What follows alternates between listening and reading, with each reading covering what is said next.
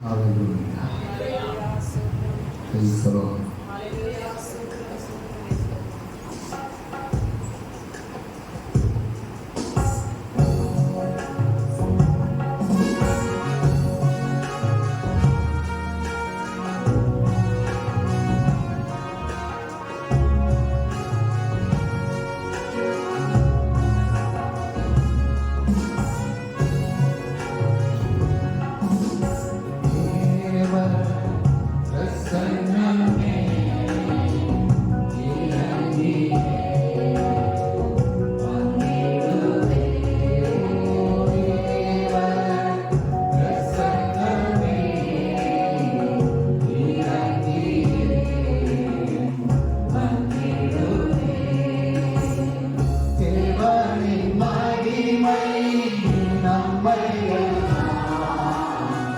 பரிசுத்த சாலத்தில் ஓடுவே தேவனின் மகிமை நம்மையெல்லாம் பரிசுத்த சாலத்தில் ஓடுவே தேவன் பிரசன்னமே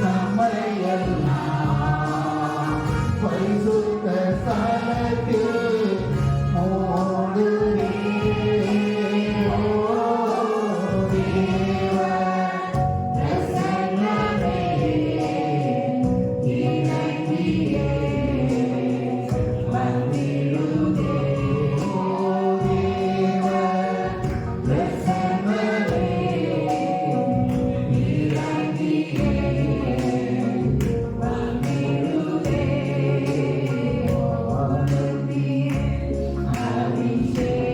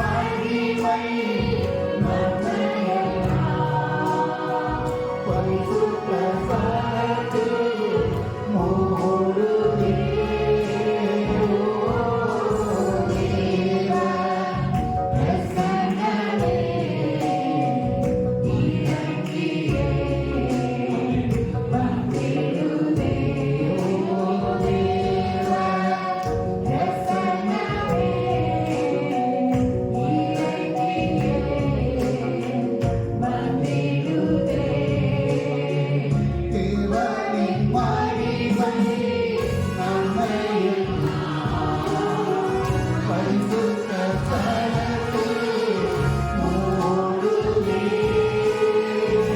தேவனின் மகிமை நம்மையெல்லாம் பரிசுத்த ஸ்தலத்தில் மூடுவே.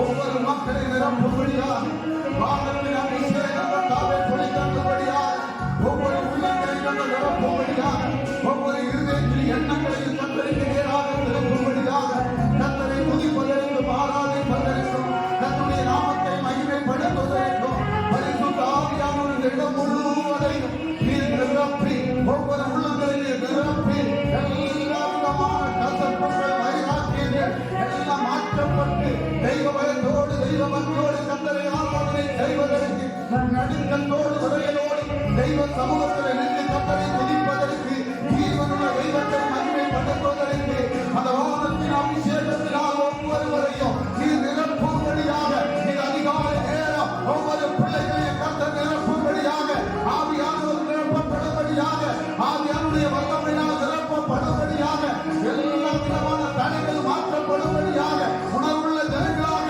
நீர் ஒவ்வொருவரையும் மாற்றும்படிக்கு சமூகத்திலே நான் ஒப்புப்படுகிறேன்.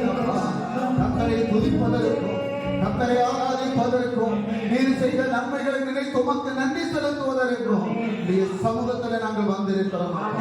எங்களை நீர் கண்ணோக்கி பாரும் அப்பா. பரலோகத்தின் தேவனே நீர் எங்களை கண்ணோக்கி பாரும். என்னுடைய எல்லா பாவங்களையும் மன்னியும், என்னுடைய அக்கிரமங்களை மன்னியும், என்னுடைய மீதுகளை மன்னியும். என்னை ஒரு முறை கூட கழுகும். என்னுடைய உச்சல் வரவுகள் உள்ள கால்வரையும் இரத்தத்தால் எங்களை கழுகும் அப்பா. என்னுடைய நாவுகளை எல்லாம் பரிசுத்தப்படுத்தும். எங்கள் நாவிலிருந்து புறப்படக்கூடிய ஒவ்வொரு வார்த்தைகளும் அது பரிசுத்தமான வார்த்தையாக மாற்றப்படுவதற்காக அந்த பரிசுத்த தெய்வத்தை ஆராதனை செய்வதற்கு என்னுடைய இதயத்தில் எண்ணங்கள் மாற்றப்படுவதற்கு சிந்தைகள் மாற்றப்படுவதற்கு ஒருவனது ஆவியை ஊற்றும்படியாக ஒருவரின் ஆவியை ஊற்றும்படியாக ஒவ்வொரு உள்ளங்களையும் மகிழ்விக்கக்கூடிய கர்த்தருடைய மகிமை ஒவ்வொருவரை தொடும்படியாக ஒப்புக்கொடுக்கிறார். கர்த்தர் ஆரம்பம் முதல் கடைசி வரையும் நீர் பொறுப்படுத்திக் கொள்ளும்படியாக அந்த ஜனங்களுக்காக உமக்கு நன்றி. வரவேற்று இருக்கக்கூடிய பிள்ளைகளுக்காக உமக்கு நன்றி. ஒவ்வொருவரையும் குறித்த நேரங்களில் அழைத்து வந்து நிறுத்தும்படியாக நான் ஒப்புக்கொடுக்கிறோம். இயேசு கிறிஸ்து நல்லவள நாமத்தில் செபிக்கிறோம். ஆமென். ஹல்லேலூயா. எல்லாரும் தெய்வ சமூகத்தில் எழுந்து நின்று அலங்கார வாசலாக பிரவேசிக்க வந்து நிற்கிறோம் என்று சொல்லி பாடி கர்த்தரை நாம் மகிமைப்படுத்தலாம். Thank you.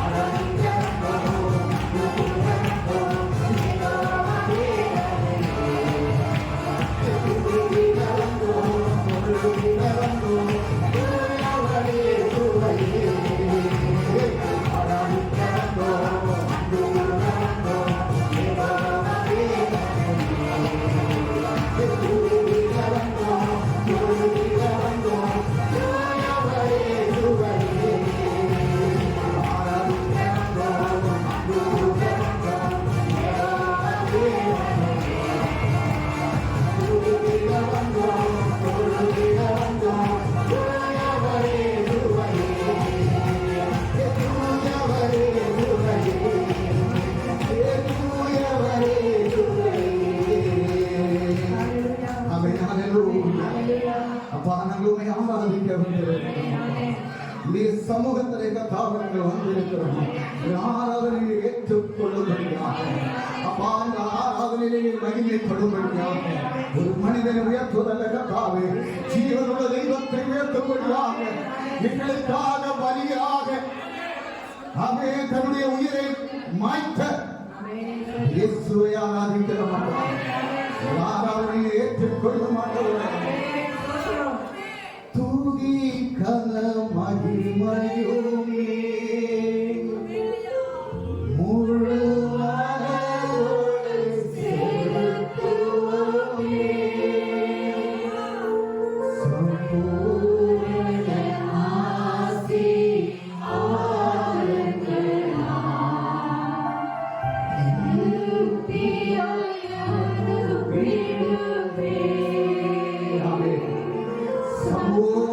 ஆசீர்வாதங்களால் எங்களை திருப்திப்படுத்தக்கூடிய தெய்வமே, நாங்கள் துதியும் மகிமையும் கனவுமாக்கு செலுத்துகிறோம் அப்பா. ஒவ்வொருவருக்கே செலுத்துகிறோம் அப்பா. உண்மையை நாங்கள் ஆராதிக்கிறோம். அதற்கு ஆராதனை ஏற்றுக்கொள்ளும் அப்பா. இந்த ஆராதனையை ஏற்றுக்கொள்ளும் ஆண்டவரே. உண்மை நோக்கி நாங்கள் வருகிறோம் அப்பா. பலிகளை செலுத்தும் ஆராதனை செய்கிறோம் அப்பா. ஆண்டவரே, உற்சாகத்தோடு உடைய சமூகத்தில் உம்மை ஆராதனை செய்து உடைய நாமத்தை மகிமைப்படுத்த ஆராதனையை ஏற்றுக்கொள்ளும். ஆராதனையுடைய நாமம் மட்டும் மகிமை கொடுக்கிறோம் அப்பா. ஹல்லேலூயா. ஸ்தோத்திரம் தரலாம். ஹல்லேலூயா. நன்மை செய்த கர்த்தருக்கு நன்றி செலுத்தும் தேவனுடைய சமூகத்தில் வந்திருக்கிறோம். ஹல்லேலூயா. ஸ்தோத்திரம். யாரை பயப்படும் என்னை விசுவாச ஜீவிகள். ஆமென். ஸ்தோத்திரம். பயப்படக்கூடிய ஒரு தெய்வம். ஸ்தோத்திரம். அவருக்கு மட்டும் பயப்படும் போது எல்லாம் நன்மைகளை கொண்டு நம்மை நிரப்புவார். ஆமென். ஸ்தோத்திரம். எப்பொழுதும் என்னோடு கூட இருக்கக்கூடிய தெய்வம். ஒரு சைன்யம் எனக்கு முன்பாக வந்தாலும் ஆமென். ஸ்தோத்திரம். அந்த சைன்யத்தை அவன் தோற்பித்து சேவெடுக்க வைக்கக்கூடிய தெய்வம். சார்வாக்கிலும் பேரிலும் சூறை செடிகள சுவட்டிலும் ஏரியாவை போற்றிய தெய்வம். ஹல்லேலூயா. காக்கையை கொண்டு ஏரியாவை போற்றிய தெய்வம். ஏரியாவை போஷிப்பித்த தெய்வம்.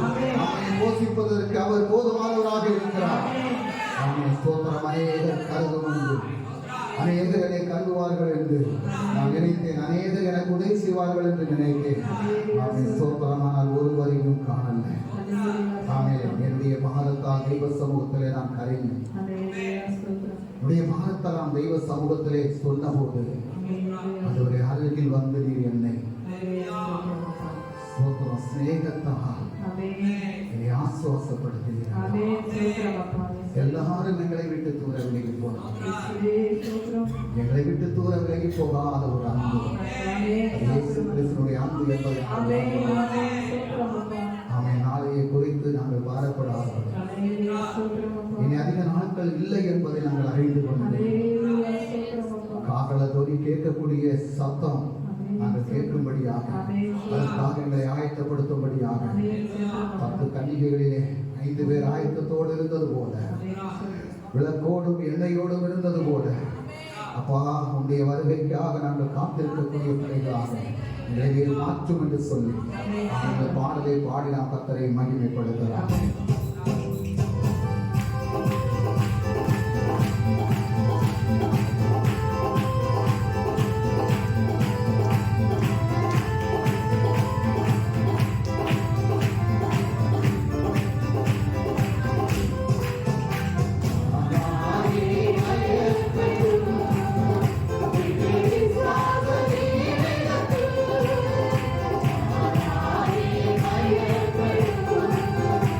you.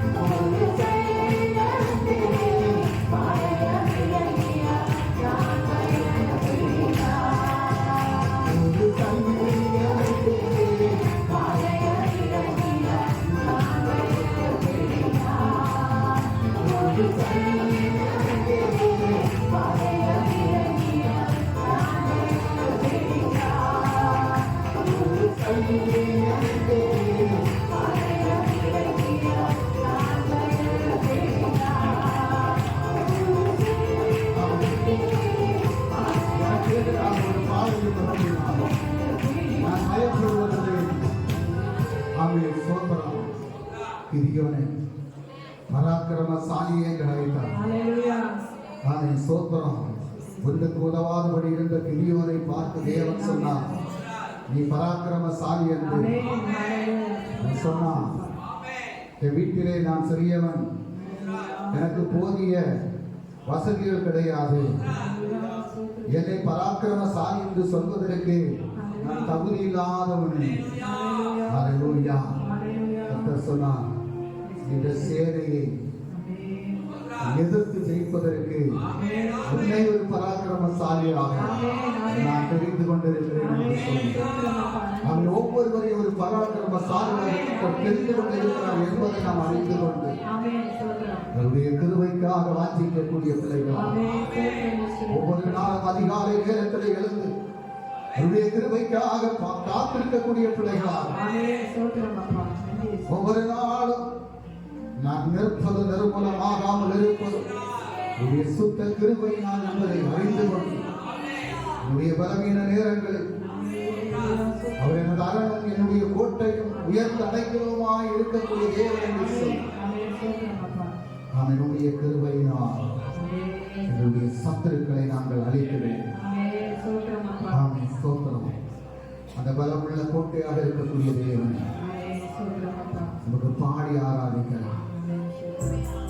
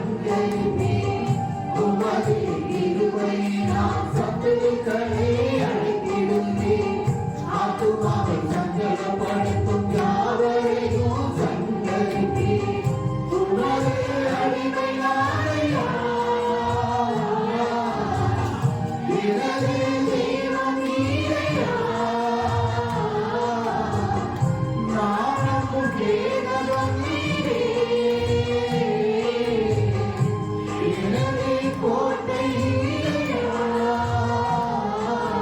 என் கோட்டையே துர்கம் நானும் கேடகம் நீரே என் கோட்டையே துர்கம் நானும் கேடகம் நீரே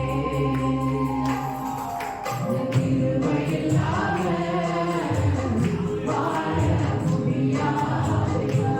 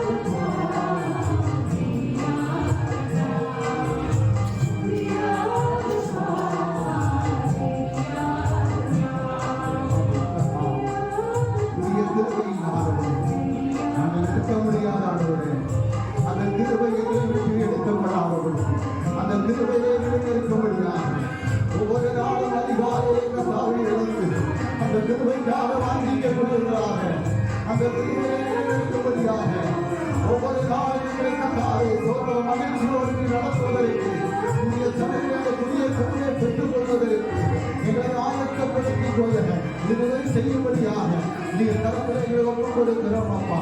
நீங்கள் கிருபை இல்லாதபடி இந்த பூமியை நாங்கள் எதையுமே செய்ய முடியாதப்பா. அந்த கிருபையிலே எங்களை நிலைநிறுத்தும் கருத்திலே நீங்கள் தாழ்த்தி ஒப்புக் கொடுக்கணும். நீதான் அவர் ஏற்றுக்கொள்ளுமா, நீர் இதை அங்கீகரித்துக் கொள்ளுமா.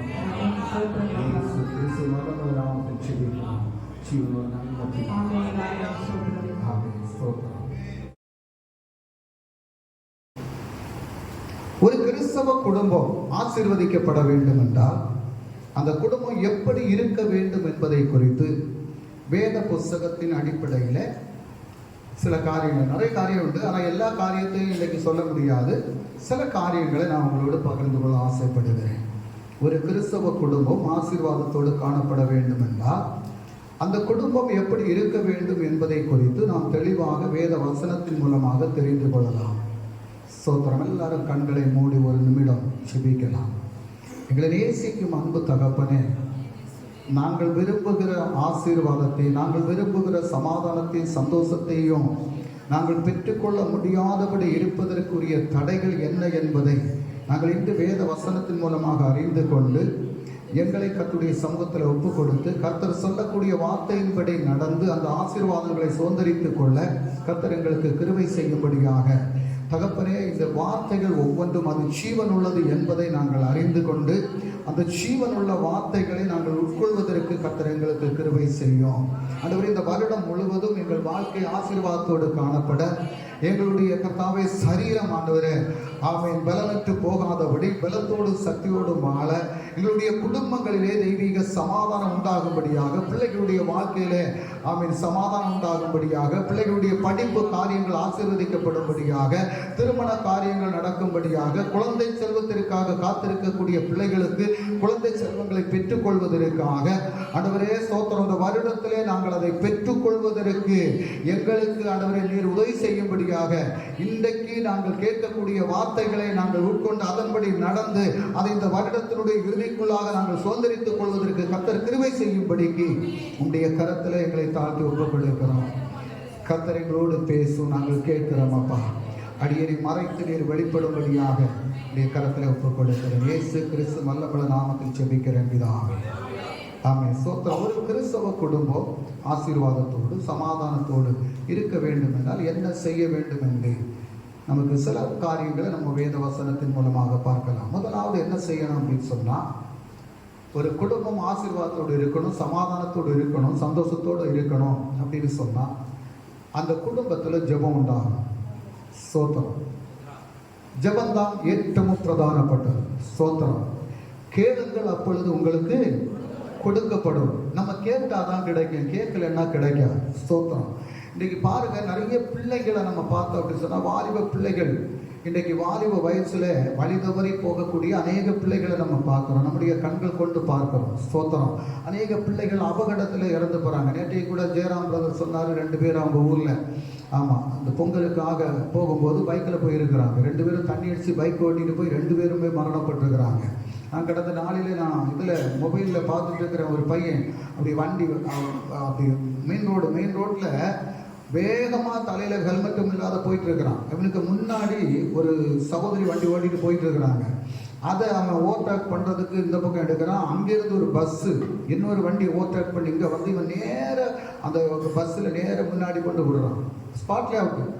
அப்போ இன்றைக்கு நடக்கக்கூடிய அநேக அபகடங்கள் வாலிப பிள்ளைங்க தான் இன்னைக்கு அநேகர் மரணப்பட்டு கொண்டு இருக்கிறாங்க. தாய் தகப்பன் சொல்லு கேட்காதபடி, தெய்வ பயம் இல்லாதபடி, தெய்வ பக்தி இல்லாதபடி, மதுபானத்திற்கு அடிமைப்பட்டு, உலகத்தினுடைய காரியங்களுக்கு அடிமைப்பட்டு அநேக குடும்பங்களிலே சமாதானத்தை இழந்து, சந்தோஷத்தை இழந்து, வாலிப பிள்ளைகளை இழந்து இன்றைக்கு நிறைய பேர் வருத்தத்தோடு துக்கத்தோடு இருக்கக்கூடிய அநேக குடும்பங்களை நம்ம பார்க்கிறோம்.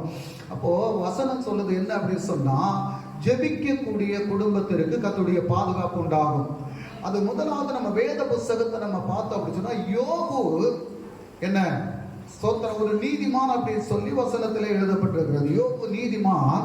அந்த நீதிமான் தன்னுடைய குடும்பத்தினுடைய ஆசீர்வாதத்திற்காக, தன்னுடைய பிள்ளைகளுடைய பாதுகாப்பிற்காக அவர் ஜெபிக்கிறார். பாருங்க, யோபுவின் புஸ்தகம் அதனுடைய 1வது அதிகாரம் 4-5 வசனத்தை வாசிக்கலாம்.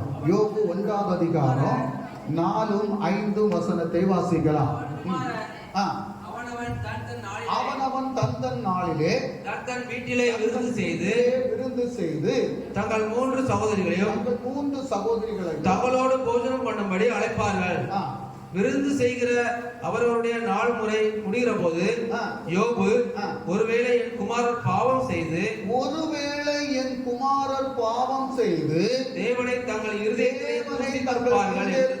தூஷித்திருப்பார்கள் என்று சொல்லி அவர்களை அழைத்தனுப்பி பரிசுத்தப்படுத்தி அதிகாலமே எழுந்து அவர்கள் எல்லாருடைய இலக்கத்தின்படியேயும் சர்வாங்க தகன பலிகளை செலுத்துவார். இந்த பிரகாரமாக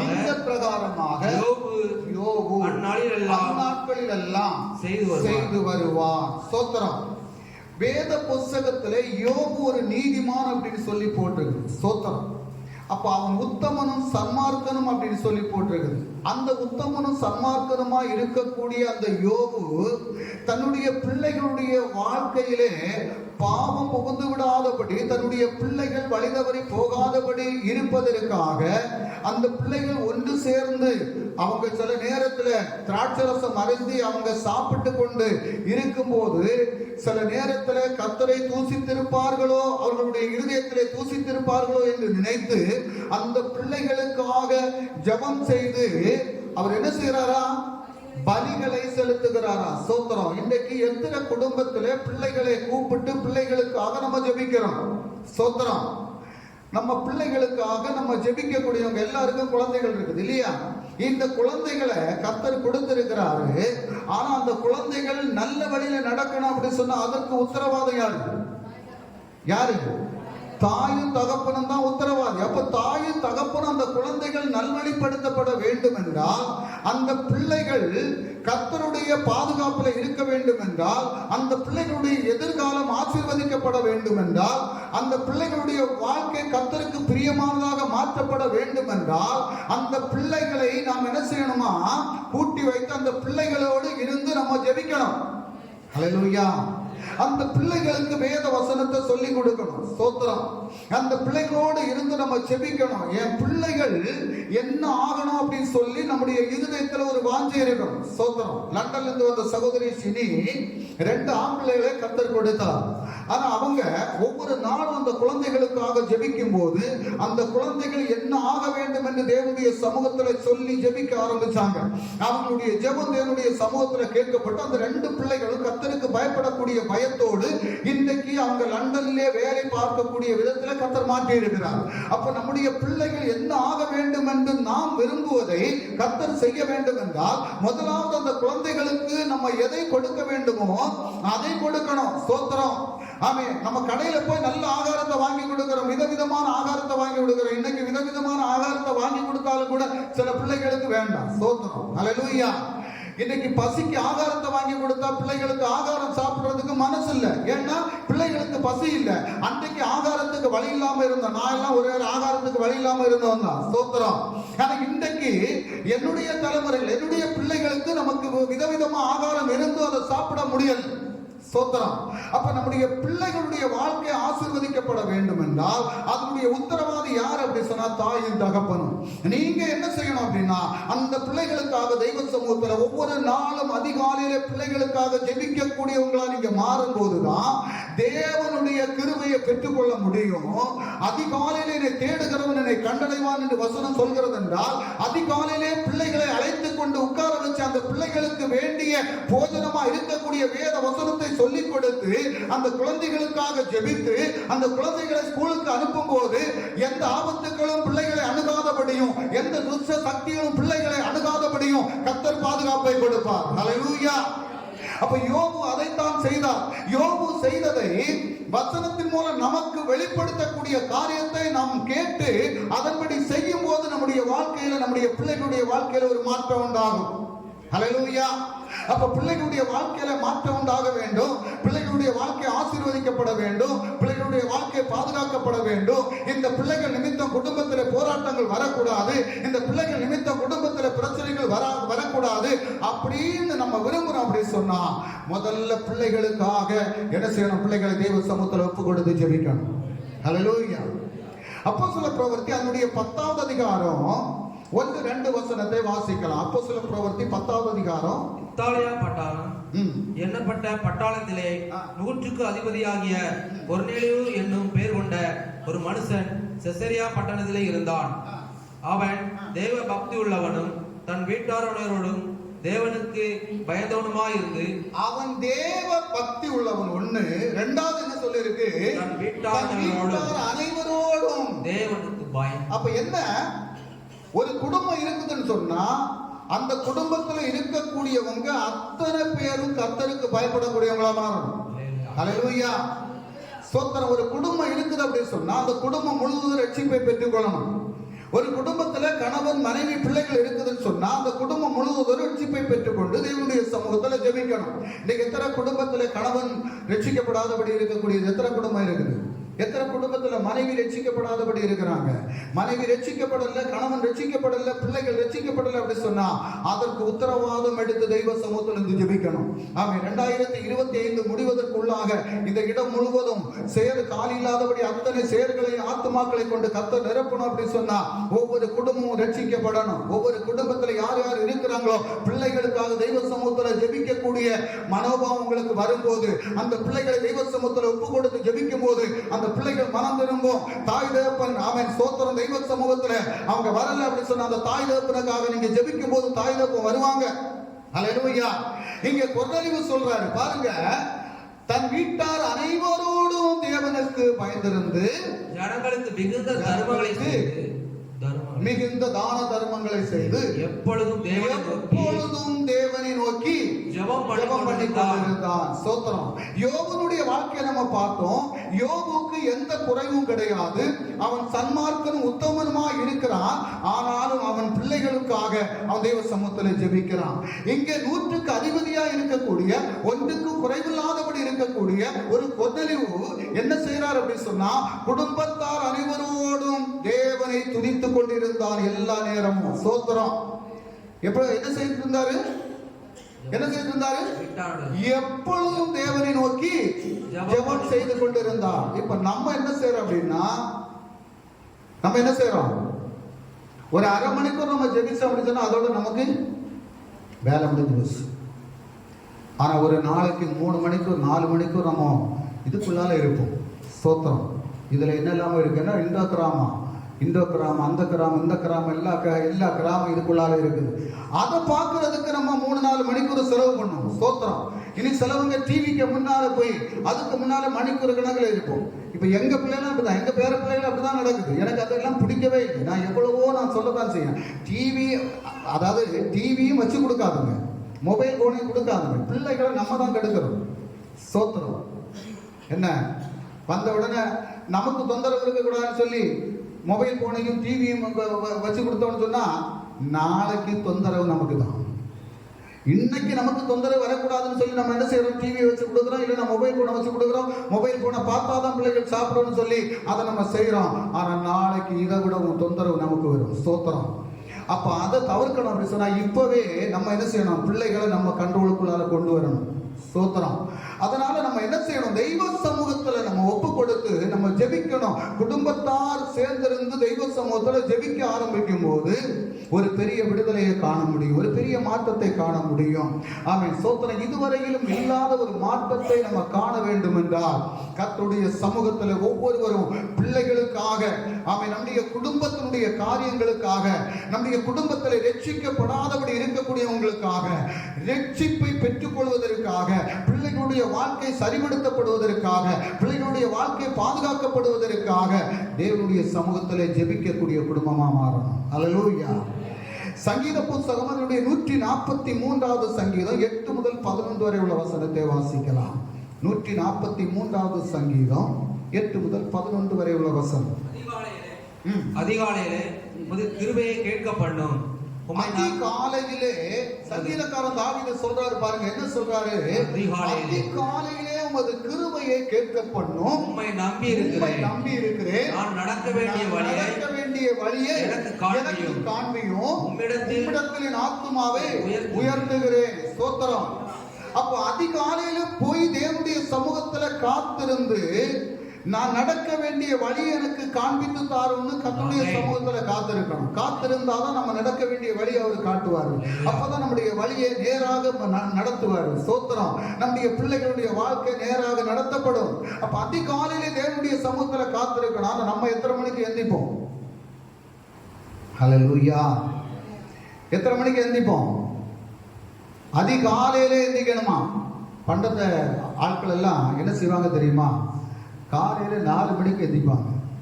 4 மணிக்கு எந்திரிச்சு ஜனங்கள் எல்லாம் வெளியே நடமாடி வாரதுக்கு முன்னாடியே முத்தெல்லாம் தூத்து சாணகம் எடுத்து கொண்டு வந்து அதெல்லாம் தெளித்து எல்லாம் கிளீனாக்கி, அப்போ அந்த காலத்தில் கோலம் எல்லாம் போடுவாங்க, அதெல்லாம் செய்வாங்க.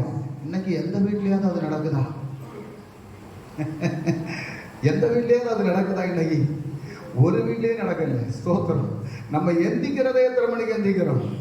எந்திரிச்ச உடனே என்ன செய்யறோம்? நம்ம அடுக்கலையில வேலை செய்யணும். ஸ்தோத்திரம். அதுதான் நம்ம செய்யறோம். எந்திரிச்ச உடனே அடுக்கலைக்கு தான் ஓடுவோம். ஸ்தோத்திரம். அல்லேலூயா. அதிகாலையிலே தாவீது சொல்றாரு பாருங்க, அதிகாலையில உமது கிருபையை கேட்க பண்ணும்.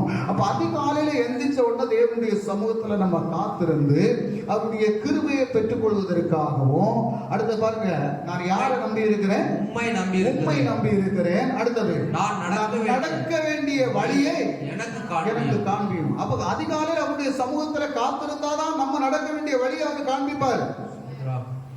இல்லைன்னா நம்ம நடக்க வேண்டிய வழி வேறையா இருக்கும், அவர் காட்டக்கூடிய வழி வேறையா இருக்கும். ஸ்தோத்திரம். அப்ப அவருடைய சமூகத்தில் அதிகாலையில காத்திருக்கணும். அடுத்த வசனம், கர்த்தாவே என் சத்துருக்களுக்கு என்னை தப்புவியும் உம்மை புகலிடமாக கொள்ளுகிறேன். அடுத்த வசனம், உமக்கு பிரியமானதை செய்ய எனக்கு போதித்தருளும் நீரே என் தேவன். உம்முடைய நல்ல ஆவி என்னை செம்மையான வழியிலே நடத்துவாராக. அப்போ நம்ம என்ன செய்யணுமா பாருங்க, உமக்கு பிரியமானது, கர்த்தருக்கு பிரியமானதை செய்வதற்கு அதிகாலையிலே தேவனுடைய சமூகத்துல எழும்பி, ஆண்டவரே உமக்கு பிரியமான காரியத்தை நான் செய்யணும் அப்படின்னு சொல்லி நம்ம ஜெபிக்கும் போது அந்த நல்ல ஆவியானவர் நம்ம என்ன செய்வாரு? நடத்துவார். அல்லேலூயா. அப்ப முதலாவது என்ன செய்யணும்? தினமும் என்ன செய்யணும்?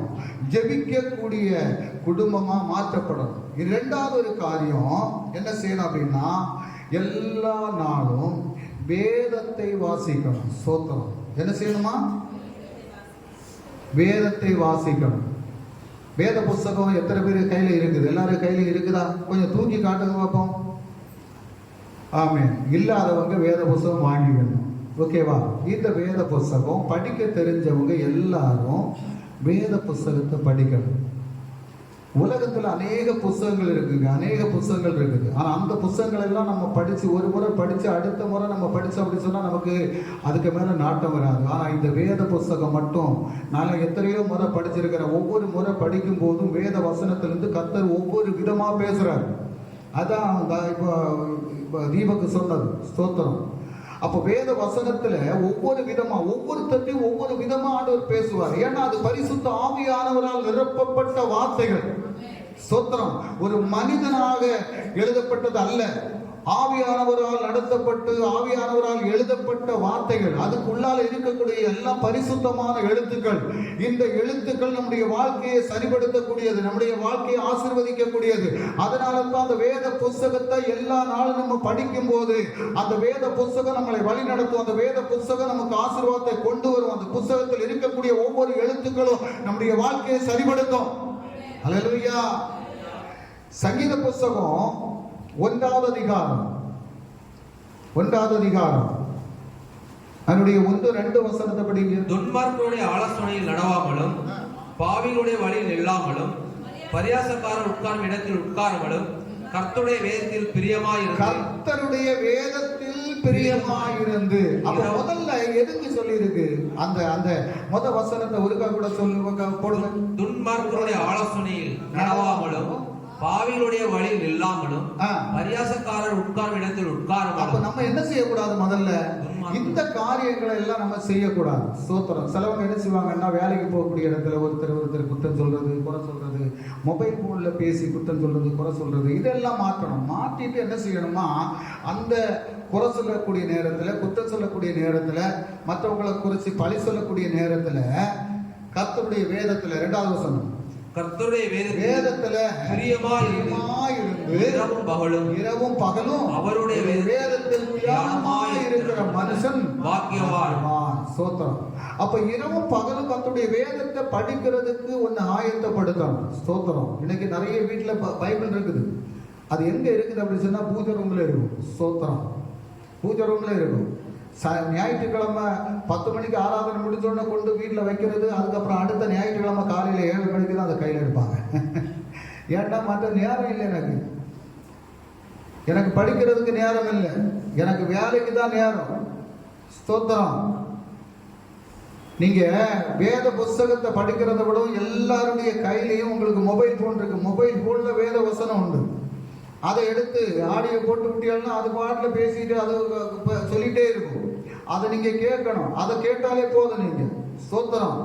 10 முறை நீங்க கேட்கும்போது நிறைய குருடர்கள் எல்லாம் அந்த வசனத்தை கேட்டுக்கிட்டு தான் அவங்க பிரசவம் பண்றாங்க இல்லையா? ஸ்தோத்திரம். அது போல கேட்கறதுக்கு உங்களை ஆயத்தப்படுத்த உங்களுடைய வாழ்க்கையில, நம்முடைய வாழ்க்கையில நம்ம விரும்பக்கூடிய காரியத்தை செய்யணும், கர்த்தர் செய்யணும் நம்ம விரும்புறோம். அதே போல கர்த்தர் செய்யணும்னா கர்த்தர் விரும்பக்கூடிய காரியத்தை நம்ம செய்யும் போது மட்டும்தான் நம்முடைய வாழ்க்கையில சமாதானம், ஆசீர்வாதம் வரும். ஹல்லேலூயா. அப்ப அவர் விரும்பக்கூடிய காரியத்தை நம்ம செய்யணும். கர்த்தருடைய வேதத்துல எப்போதும் தியானமாய் இருக்கிற மனுஷன் பாக்கியவான். அப்போஸ்தலர் பிரவர்த்தி அதனுடைய 17வது அதிகாரம் 1 முதல் 11 வரை உள்ள வசனத்தை அதை போடுப்பா. அப்போஸ்தலர் பிரவர்த்தி 17வது அதிகாரம். அவர்கள் அங்க ஒரு கதை, அதுல ஒரு கதை இருக்கு. அது படி. அவர்கள் அம்பி போலி பட்டணத்தையும் அப்போலோனியா பட்டணத்தையும் கடந்து தெசலோனிக்கே பட்டணத்துக்கு வந்தார்கள். அங்கே யூதருக்கு ஒரு ஜெபாலயம் இருந்தது. பவுல் தன் வழக்கத்தின்படியே அவர்களிடத்தில் போய் 3 ஓய்வு நாட்களில் வாக்கியங்களின் நியாயங்களை எடுத்து அவர்களுடைய சம்பாஷித்து கிறிஸ்து பாடுபடவும் மரித்தோரில் இருந்து எழுந்திருக்கவும் வேண்டியதென்றும் நான் உங்களுக்கு அறிவிக்கிற இந்த இயேசுவே கிறிஸ்து என்று காண்பித்து சித்தாந்தப்படுத்தினான். ஸ்தோத்திரம். அப்போஸ்தலனாகிய பவுல் என்ன செய்றான்? யூதர்களுடைய சபையில போய் இத சொல்றாரு. இயேசு உங்களுக்காக, எனக்காக அவர் சிலுவையை சுமந்தாரு, சிலுவையில் அடிக்கப்பட்டார் அப்படின்னு சொல்றான். அடுத்த வசனம். அவர்களில் சிலரும் பக்தியுள்ள கிரேக்கரில் திரளான ஜனங்களும் கடன் பொருந்திய ஸ்திரீகளில் அனைவரும் விசுவாசித்து பவுலையும் சீலாவையும் சேர்த்து கொண்டார்கள். அப்ப வேத வசனத்தை கேட்டவங்க என்ன செய்தாங்க? மனம் திரும்பி இவங்களை சேர்த்து கொண்டாங்க. அடுத்தது, விசுவாசியாத யூதர்கள் வைராக்கியம் கொண்டு பாருங்க, வைராக்கியம், வெறுப்பு, கோபம், தாபம் இதெல்லாம் எப்ப வருது அப்படின்னு சொன்னா வேத வசனத்தை விசுவாசிக்காதபடி இருக்கும்போது. இப்ப பாருங்க, யூதர்கள் தான் அவங்க யூதர்கள் தான், என்ன கர்த்தரை ஆராதிக்கக்கூடியவங்க தான். ஆனா அவங்க விசுவாசியாத யூதர்கள் வைராக்கியம் கொண்டு வீணராகிய சில பொல்லாதவர்களை சேர்த்து கொண்டு கூட்டம் கூடி பட்டணத்தில் அமளி உண்டாக்கி யாசோனுடைய வீட்டை வளைத்து கொண்டு அவர்களை பட்டணத்தாருக்கு முன்பாக இழுத்து கொண்டு வர வகை தேடினார்கள். அடுத்தது, அவர்களை காணாமல் யாசோனையும் சில சகோதரரையும் பட்டணத்து அதிகாரிகளிடத்தில் இழுத்து கொண்டு வந்து உலகத்தை கலக்குகிறவர்கள் இங்கேயும் வந்திருக்கிறார்கள். அப்ப வேத வசனத்தை சொன்னதுனால இவங்க வேத வசனத்தின் மூலமாக உலகத்தை கலக்குகிறார்கள் அப்படின்னு சொல்லி இவங்க மேல பழி சாட்டுறாங்க. அப்ப என்ன நடக்குது பாருங்க. இவர்களை யாசோன் ஏற்றுக்கொண்டான். இவர்கள் எல்லாரும் இயேசு என்னும் வேறொருடைய ராஜா என்று சொல்லி ராயனுடைய கட்டளைகளுக்கு விரோதமாக செய்கிறார்கள் என்று கூக்குரலிட்டு இவைகளை கேட்டுக் கொண்டிருந்த ஜனங்களையும் பட்டணத்து அதிகாரிகளையும் கலங்கம் பண்ணினார்கள். பின்பு அவர்கள் யாசோனிடத்திலும் மற்றவர்களிடத்திலும் ஜாமீன் வாங்கி கொண்டு அவர்களை விட்டுவிட்டார்கள். உடனே சகோதரர் ராத்திரி காலத்திலே பவுலையும் சீலாவையும் பரோயா பட்டணத்து அனுப்பிவிட்டார்கள். அவர்கள் அங்கே சேர்ந்து யூதருடைய ஜெபாலயத்திற்கு போனார்கள். அந்த பட்டணத்தார் மனோவாஞ்சையாய் வசனத்தை ஏற்றுக்கொண்டு, முதல்ல அவங்க போனது எங்க? யூதர்களுடைய பட்டணத்துக்கு தானே போனாங்க. அவங்க என்ன செய்யல? வசனத்தை ஏற்றுக்கொள்றதுக்கு அவங்களுக்கு மனசு இல்ல. அடுத்தது ஒரு பட்டணத்துல போறாங்க. என்ன செய்யறாங்க? அந்த பட்டணத்துல இருக்கக்கூடியவங்க மனோவாஞ்சியாய் வசனத்தை ஏற்றுக்கொண்டு, அப்போ வசனத்தை படிக்கணும் அப்படின்னு சொன்னா மனசுல என்ன வரணும்? வாஞ்சை வரணும், இருதயத்துல வாஞ்சை வரணும். இந்த வசனத்தை நான் படிக்கும் போது இந்த வசனம் தான் என்னுடைய வாழ்க்கையை சரிபடுத்தக்கூடியது, இந்த வசனம் தான் என்னை ஆசீர்வதிக்கக்கூடியது என்ற அந்த மனோவாஞ்சை நமக்கு வரும்போது மட்டும்தான் வசனத்தை நம்ம படிக்க முடியும். பாருங்க, மனோவாஞ்சியா வசனத்தை ஏற்றுக்கொண்டு காரியங்கள் இப்படி இருக்கிறதா என்று தினந்தோறும் வேத வாக்கியங்களை ஆராய்ந்து பார்த்ததினால் தெசலோனிக்கேயில் உள்ளவர்களை பார்க்கிலும் நற்குணசாலிகளாயிருந்தார்கள். ஸ்தோத்திரம்.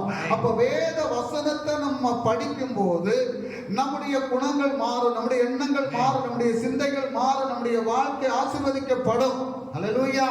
அப்ப வேத வசனத்தை படிக்கிறதுக்கு நம்ம என்ன செய்யணும்? ஒப்பு கொடுக்கணும். அப்போ வசனத்தை நம்ம படிக்கும் போது வசனம் நம்முடைய வாழ்க்கை என்ன செய்யும்? சரிபடுத்தும். மூன்றாவது காரியம் ஆலயத்திற்கு என்ன செய்யணுமா? குடும்பமா வரணும். ஸ்தோத்திரம்.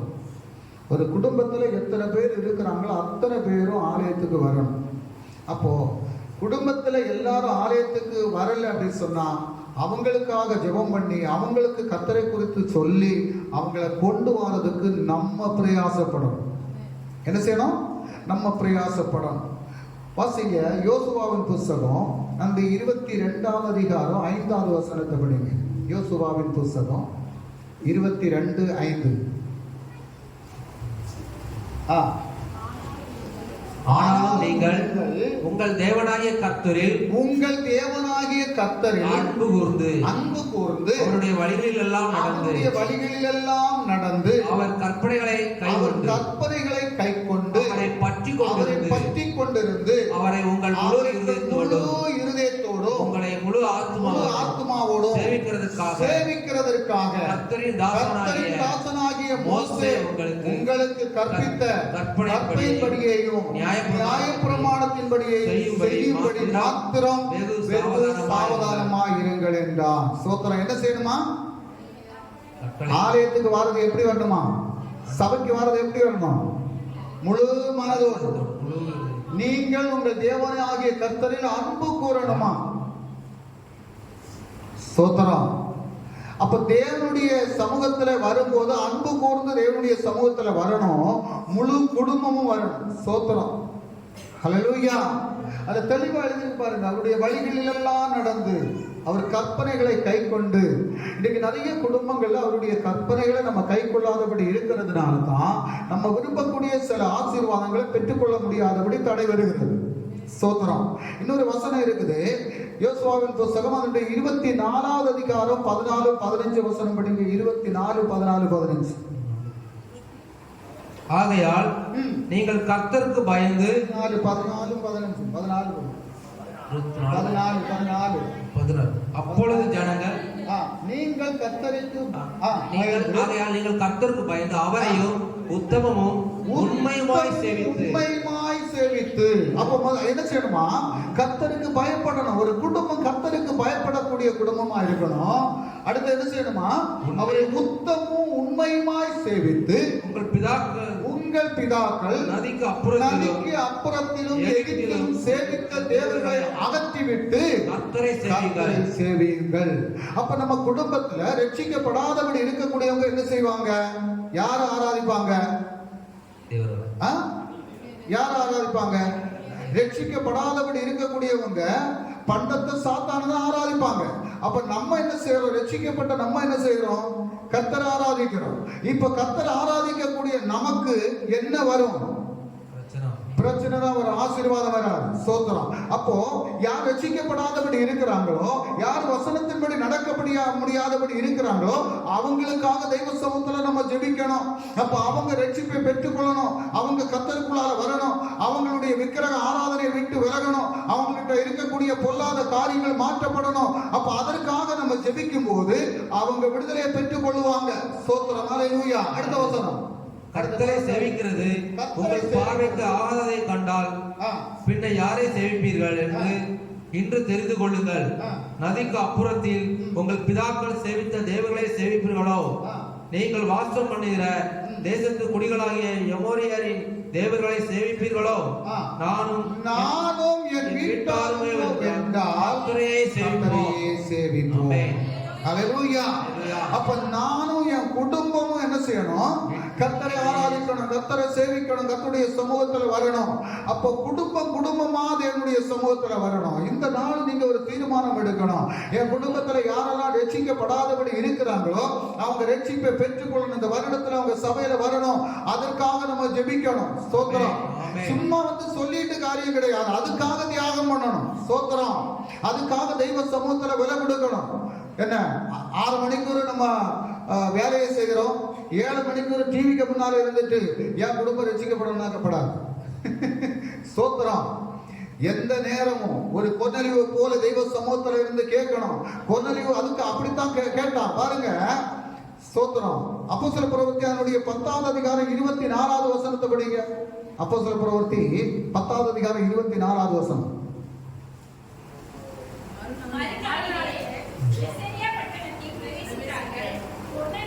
தன் உறவின் முறையாரையும் தன்னுடைய விசேஷித்த சிநேகிதரையும் கூட வர செய்து வரவழைத்து அவர்களுக்காக காத்திருந்தார். என்ன செய்தாரா? கொர்நேலியுவுக்கு கர்த்தர் வெளிப்பாட கொடுத்தார் இல்லையா? கர்த்தர் என்ன செய்தாரு?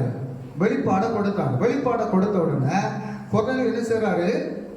அந்த அவருடைய வேலைக்காரங்களை அனுப்புறாரு. அனுப்பி பேதுருவை அழைத்து வர சொல்றாரு. அப்ப இவங்க வேலைக்காரங்க பேதுருவை அழைக்க போயிருக்கிறாங்க.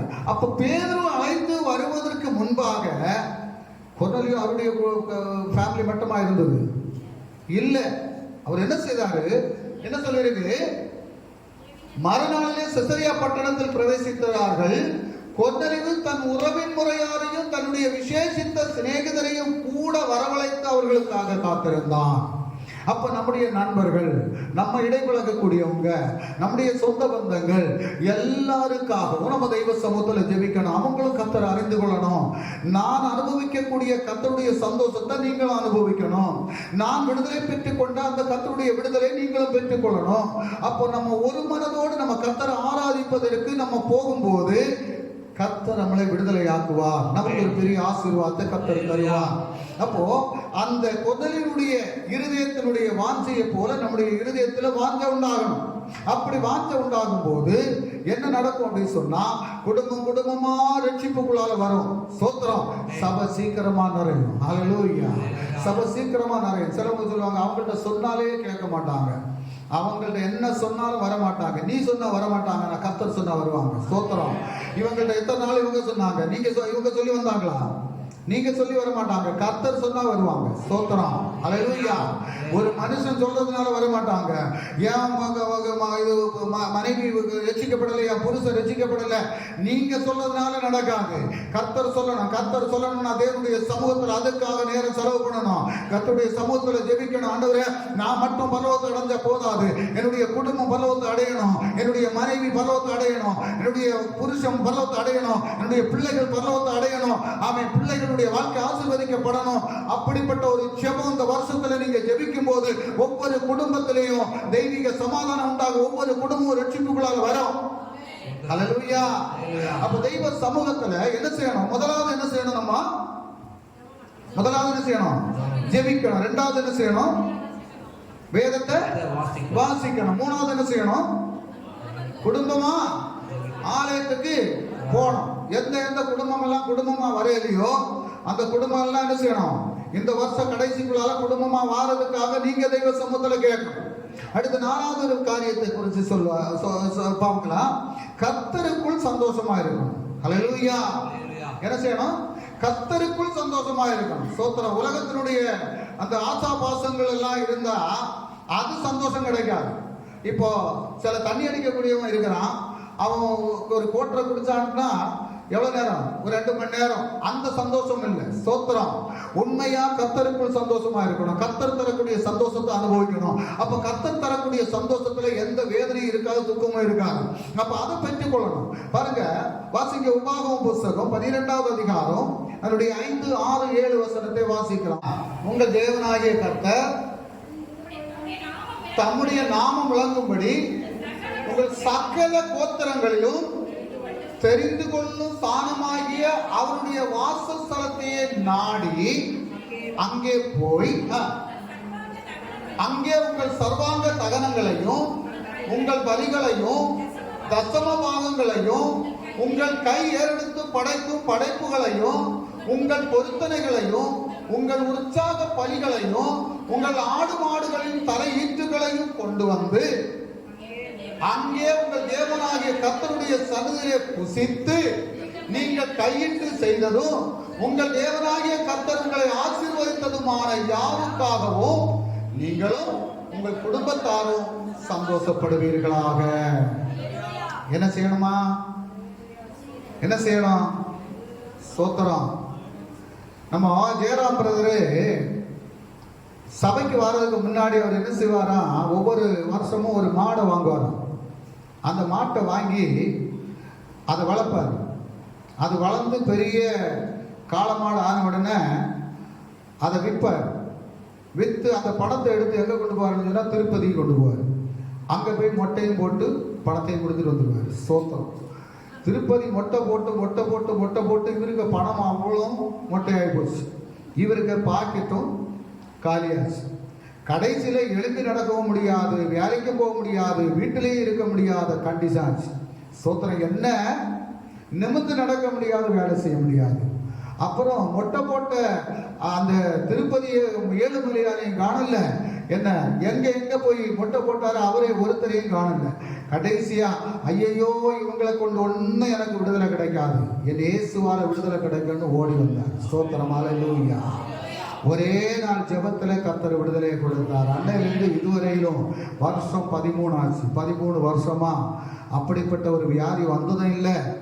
அவர் அதுக்கப்புறம் அந்த திருப்பதி ஏழுமலையான போய் சந்தித்ததும் இல்லை. அல்லேலூயா. கடந்த வாரத்தில் நியூஸில் வந்தது, ஏழுமலையான சந்திக்க போன இடத்துல நெரிசல்லப்பட்டு நிறைய பேர் செத்து போனாங்கன்னு.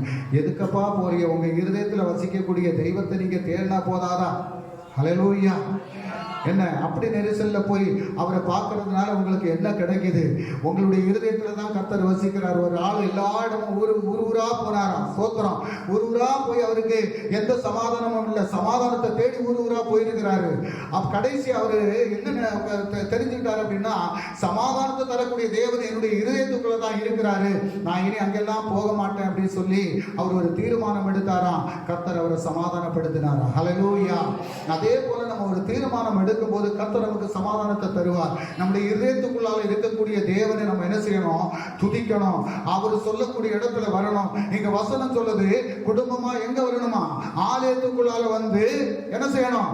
உங்களுக்கு கிடைத்திருக்கக்கூடிய எல்லாத்திலையும் கர்த்தருக்கு தசமபாகம் கொடுத்து நீங்க சாப்பிட்டு சந்தோஷமா இருக்கணும். ஹல்லேலூயா. எங்க சாப்பிட்டு சந்தோஷமா இருக்கணும்? கர்த்தருடைய ஆலயத்துல. பாருங்க, கோத்திரமா வரணும். நீங்க ஸ்தோத்திரம். குடும்பமா வரணும். ஒவ்வொரு குடும்பமும் தேவனுடைய ஆலயத்துக்குள்ளால வரணும். கர்த்தர் உங்களுக்கு கொடுக்கக்கூடிய எல்லாத்திலையும் கர்த்தருக்கு என்று கொடுக்கணும். நீங்க ஸ்தோத்திரம். ஹல்லேலூயா. தமிழ்நாட்டில் என்ன செய்வாங்கன்னா, ஒரு கோழி முட்டை போட்டுருச்சுன்னா அதுல ஒரு முட்டை எங்க? ஆலயத்துக்கு. ஸ்தோத்திரம். ஒரு ஆடு குட்டி போட்டுருச்சுன்னா குட்டி யாருக்கு? ஆலயத்துக்கு. அது கர்த்தருக்கு கொடுக்கக்கூடியது. ஸ்தோத்திரம். அதை பெருக செய்வார் கர்த்தர், அதை வளர செய்வார். ஸ்தோத்திரம். அரிக்கட்டு கட்டும் போது முதல்ல என்ன செய்யணும்? கர்த்தருக்கு கொடுக்கணும். ஸ்தோத்திரம். வயல் அறுவடை செய்யும் போது முதல்ல கொடுக்கணும். இப்படி கொடுத்தவங்க எல்லாம் இன்னைக்கு ஆசீர்வாதத்தோட தான் இருக்கிறாங்க. கையை இறுக்கி பிடிச்சவங்க யாரும் ஆசீர்வாதத்தை பெற்றுக் கொள்ளுங்க. ஸ்தோத்திரம். அப்ப கையை இறுக்கி பிடிக்க கூடாது, கர்த்தருக்கு கொடுக்க. அவன் குடும்பமாய் வந்து சந்தோஷத்தை பெற்றுக் கொள்ளணும் அப்படின்னு சொன்னா கர்த்தருக்கு உண்மையாக கொடுக்கக்கூடிய பிள்ளைகளா மாறணும். அல்லேலூயா. இரண்டாவது ஒரு சந்தோஷம் பாருங்க, பிலிப்பியர் 4வது அதிகாரம் 4வது வசனத்தை படிங்க. கர்த்தருக்குள் எப்பொழுதும் சந்தோஷமா இருங்கள், சந்தோஷமா இருங்கள் என்று மறுபடியும் சொல்லுகிறேன். ஹல்லேலூயா. அப்ப கிறிஸ்துவுக்குள்ளால நம்ம சந்தோஷமா இருக்கணும். தேவனுடைய ஆலயத்துல வந்தா சந்தோஷமா இருக்கணும். வேலை ஸ்தலத்துல சந்தோஷமா இருக்கணும். ஆமென். ஸ்தோத்திரம். ஒரு குடும்பத்துல இருக்கும்போது சந்தோஷமா இருக்கணும். ஸ்தோத்திரம். இதெல்லாம் கர்த்தர் விரும்பக்கூடிய காரியம். அப்ப நம்ம கிறிஸ்துவுக்குள் சந்தோஷமா இருந்தோம் அப்படின்னு சொன்னா நம்முடைய எல்லா தடைகளையும் கர்த்தர் மாற்றுவார். ஹல்லேலூயா. ஹல்லேலூயா. ஸ்தோத்திரம். சிலவங்க என்ன அப்படின்னு சொன்னா, என்ன சந்தோஷம் கிடைக்கக்கூடிய இடம் உண்டு, அந்த இடத்துல மட்டும் பயங்கர சந்தோஷமா இருப்பாங்க. அதுக்கப்புறம் அந்த சந்தோஷம் எல்லாம் போயிடும். ஸ்தோத்திரம். அதுக்கப்புறம் சந்தோஷமும் இருக்காது, சிரிப்பு இருக்காது, ஒன்றும் இருக்காது. அதல்ல, கர்த்தருடைய சமூகத்தில் வரும்போது சந்தோஷம் தானா வரும். ஆமென். ஹல்லேலூயா. 5வது ஒரு காரியத்தை சொல்லி நான் இன்னைக்கு முடிக்கிறேன். பாக்கி உள்ளது அடுத்த வாரத்தில் சொல்லலாம். அடுத்த 5வது காரியம், எல்லா நாளும் கர்த்தர் செய்த எல்லா நன்மைகளுக்காகவும் தினமும் தெய்வத்தை துதிக்கணும். ஸ்தோத்திரம். தாவீது அதைத்தான் செய்தார். அல்லேலூயா. தாவீது அதைத்தான் செய்தார். பாருங்க, சங்கீதம் 135 19 20 வசனத்தை படிங்க. சங்கீதம் 135 19 20.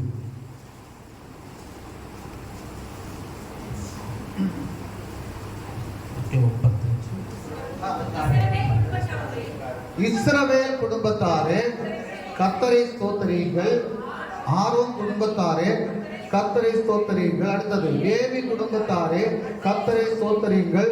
கர்த்தருக்கு பயந்தவர்களே கர்த்தரை ஸ்தோத்திரியுங்கள். ஸ்தோத்திரம். அப்போ எல்லாரும் என்ன செய்யணுமா? கர்த்தரை துதிக்கணும். எதுக்கு? கர்த்தர் செய்த நன்மைகளுக்காக கர்த்தரை துதிக்கணும். அல்லேலூயா. குடும்பமா கர்த்தரை துதிக்கணும். கர்த்தர் நமக்கு செய்த நன்மைகளை நினைத்து கர்த்தரை துதிக்கணும். அல்லேலூயா. கர்த்தர் செய்த நன்மைகளை நினைத்து கர்த்தரை துதிக்கும் போது, நான் ஒன்றும் இல்லாத நிலைமையில இருந்த ஆண்டவரே, என்னை இம்மட்டும் நீர் என்னை ஆசீர்வதித்து உயர்த்தி இருக்கிறீரப்பா.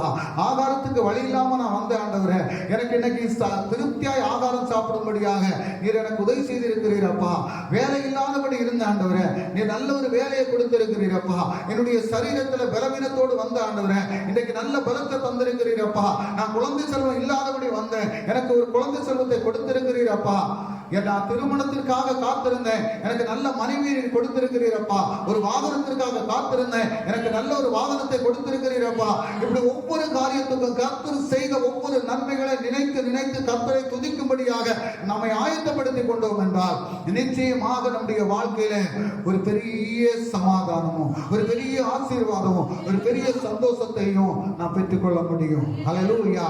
எத்தனை பேர் விரும்புறீங்க? ஆமென். தேவ சமூகத்தில் எல்லாரும் எழுந்து நிற்கலாம்.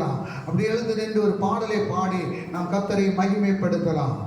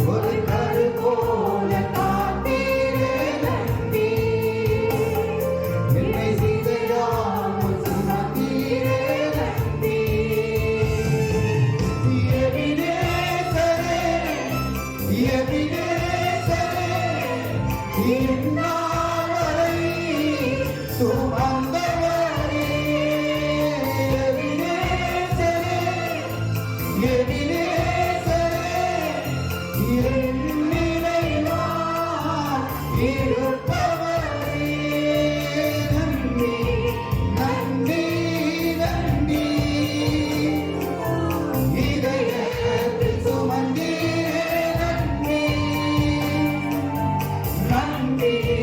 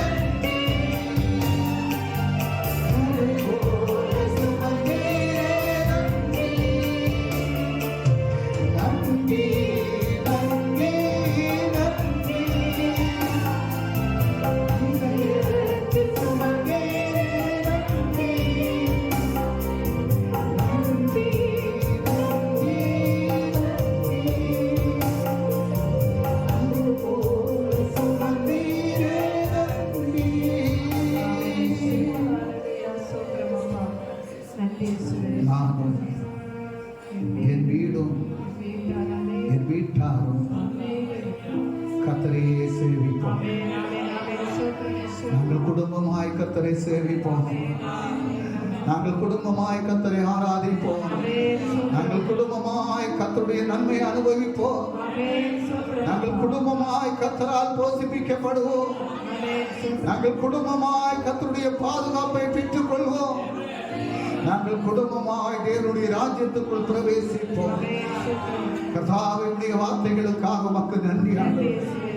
இந்த வார்த்தைகள் எங்களை பலப்படுத்தும்படியாக அப்பா எங்கள் வாழ்க்கையிலே தடைபட்டு நிற்கக்கூடிய ஆசீர்வாதத்தை மறுபடியும் பெற்றுக் கொள்வதற்கு, குடும்பங்களிலே சமாதானத்தை சந்தோஷத்தை பெற்றுக் கொள்வதற்கு கர்த்தர் எங்களுக்கு உதவி செய்யும். இன்றைக்கு கர்த்தாവ് வந்த ஒவ்வொரு பிள்ளைகளையும் நீர் ஆசீர்வதித்து நடத்தும்.